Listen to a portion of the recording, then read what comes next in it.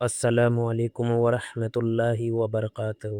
میرے پیارے اسلامی بھائیوں اور بہنوں، آج میں آپ کو ایک ایسا واقعہ سنانے جا رہا ہوں جس نے پورے مدینے کو ہلا کر رکھ دیا تھا۔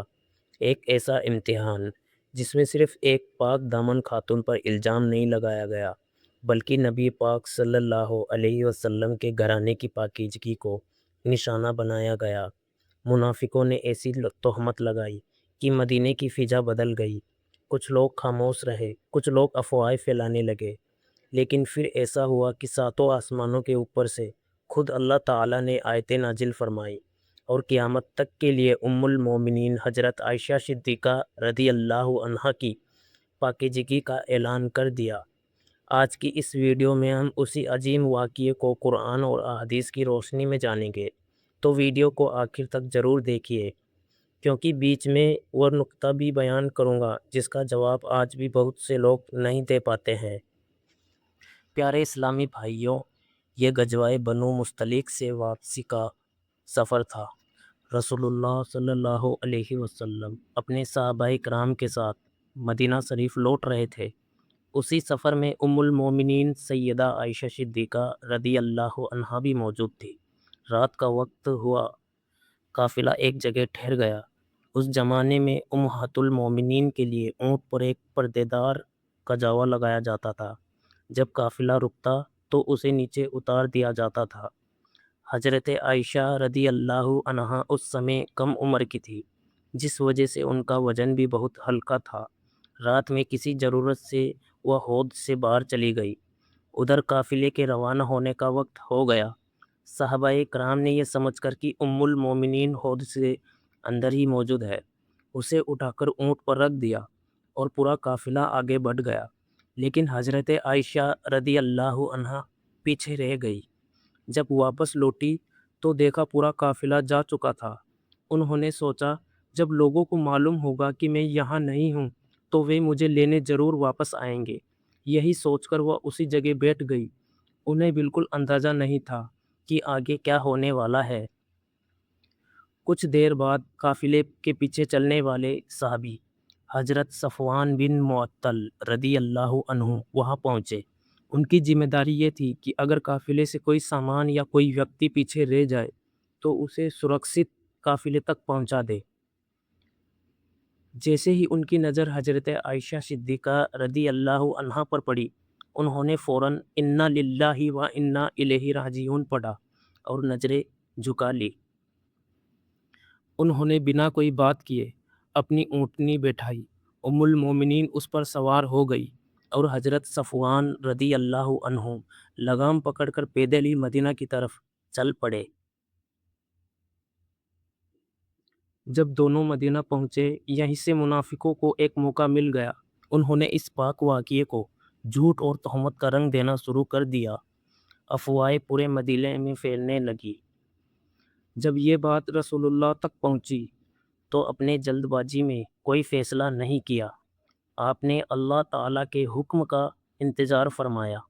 یہ دراصل پورے سماج کا ایک امتحان تھا، کون افواہ پر یقین کرتا ہے اور کون اپنے ایمان پر مضبوط رہتا ہے۔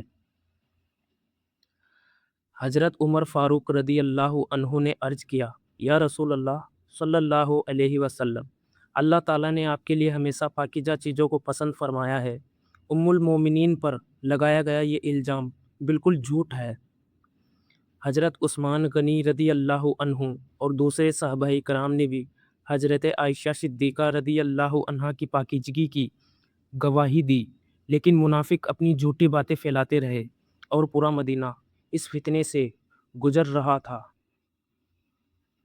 پھر وہ گھڑی آئی جس کا انتظار رسول اللہ صلی اللہ علیہ وسلم بھی فرما رہے تھے۔ ساتوں آسمانوں سے جبریل امین علیہ السلام اللہ تعالیٰ کی آیتیں لے کر نازل ہوئے،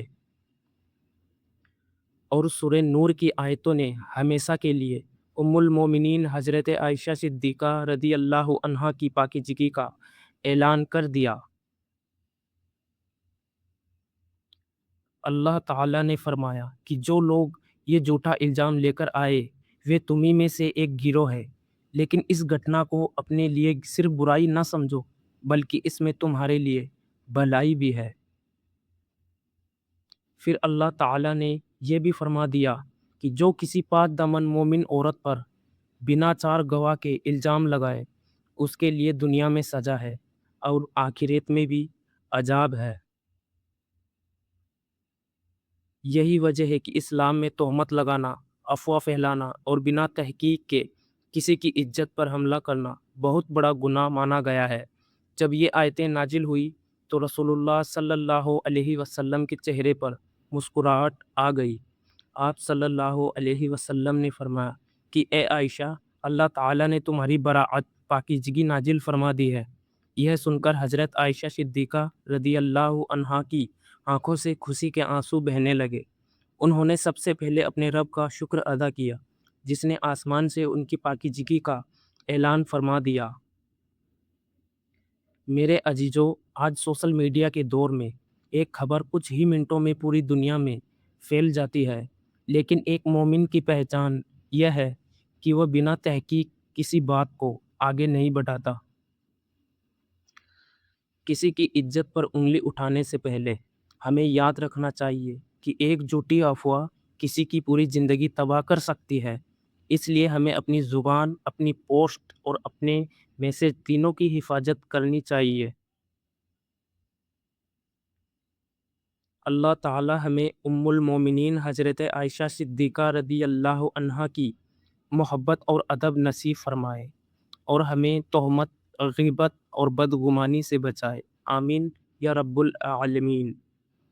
اگر آپ کو یہ بیان پسند آیا ہو تو ویڈیو کو لائک کرے، شیئر کرے اور چینل اہل سنت کی آواز کو سبسکرائب کرنا نہ بھولے۔ السلام علیکم ورحمۃ اللہ وبرکاتہ۔